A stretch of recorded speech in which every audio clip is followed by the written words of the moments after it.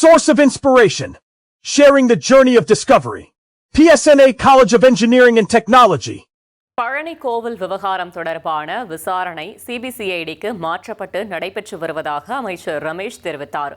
ரூபாய் 100 கோடி மதிப்புள்ள நிலத்தை ரூபாய் 2 கோடிக்கு வாங்கியதாக கூறப்படும் குற்றச்சாட்டை மறுத்த அவர், தனது குடும்பத்தில் ரூபாய் 2 கோடி மதிப்பிலான சொத்தே இல்லை என கூறினார். பழனி விவகாரத்தில் விசாரணை எந்த அளவுக்கு போயிட்டு இருக்கு? பழனி விவகாரத்தை பொறுத்த வரைக்கும் மிக தீவிரமாக விசாரணை போயிட்டு இருக்குது. மாண்புமிகு முதலமைச்சர் அவர்களிடம் நான் தான் சொன்னேன், இந்த வழக்கை வந்து சிபிசிஐடிக்கு மாற்ற வேண்டும். அப்போதான் நேர்மையாக குற்றவாளி யாராக இருந்தாலும் சரி கண்டுபிடிச்சு நடவடிக்கை எடுக்கணும்னு நான் சொல்லியிருந்தேன். உடனடியாக சிபிசிஐடிக்கு மாற்றினார். விசாரணைகள் மேற்கொள்ளப்பட்டதில் முதல்ல வந்து அந்த நிலத்தை விற்றவர்கள் வாங்கியவர்கள் 4 பேர் மேலே வந்து இன்னைக்கு கைது பண்ணியிருக்கிறாங்க. அடுத்தடுத்து விசாரணை நடந்துட்டு இருக்குது. சம்பந்தப்பட்ட பதிவுத்துறை அதிகாரிகள் மேலும் வழக்கு வந்து ஆல்ரெடி போடப்பட்டிருக்குது. அதில் யார் யாரெல்லாம் சிக்கிறாங்களோ நிச்சயமாக யாராக இருந்தாலும் பாரபட்சம் பார்க்காம நம்மளுடைய அரசாங்கம் நடவடிக்கை எடுக்கும். சார், இப்போ உங்க மேலேயே குற்றச்சாட்டு முன்வைச்சாங்க, அவங்க மீது நீங்க நடவடிக்கை எடுக்கிறதுக்கு ஏதாவது வாய்ப்புகள் இருக்குதா?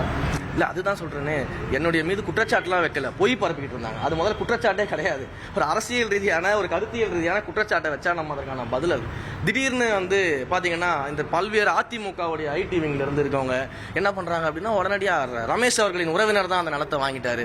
ரமேஷ் அவர்களின் உறவினர் தான் வந்து 100 கோடி ரூபாய் நிலத்தை 2 கோடி வாங்கிட்டார். முதல்ல என் குடும்பத்தில் இருக்க என் 2 கோடி ரூபாய் பணமே கிடையாது. அதுதான் உண்மை. இன்னொன்று, அப்படியே 2 கோடி ரூபா இருந்தாலும் நாங்கள் வாழ்றதே வாடகை வீட்டில் இருந்துகிட்டு இருக்கோம். நாங்கள் சென்னையில் வீடு வாங்காம ஏன் பழனியில் போய் வாங்க போகிறோம்? இதெல்லாம் சும்மா ஒரு எக்ஸாம்பிள் சொல்கிறேன். ஏன்னா அவங்க வந்து ஒரு காரணம், ஏதாச்சும் ஒரு காரணத்தை வச்சு என்னுடைய பேரையும் புகழையும் வந்து கெடுக்கணும் அப்படின்னு சொல்லிட்டு, இந்த ஒரு படத்தில் ஒரு நல்ல காமெடி சீன் வரும்ல, சீப்பு திருடிட்டா வந்து கல்யாணம் நின்றோம் அப்படின்ற மாதிரி இந்த சீப்பு திருடுற வேலையெல்லாம் பண்ணிக்கிட்டு இருக்கிறாங்க. தயவு செஞ்சு சீப்பு திருடுற வேலையெல்லாம் விட்டுட்டு மக்களுக்காக யோசிக்க ஆரம்பிச்சுன்னா ரொம்ப நல்ல விஷயங்கள்லாம் பண்ண ஆரம்பிக்கலாம். Source of inspiration. Sharing the journey of discovery. PSNA College of Engineering and Technology.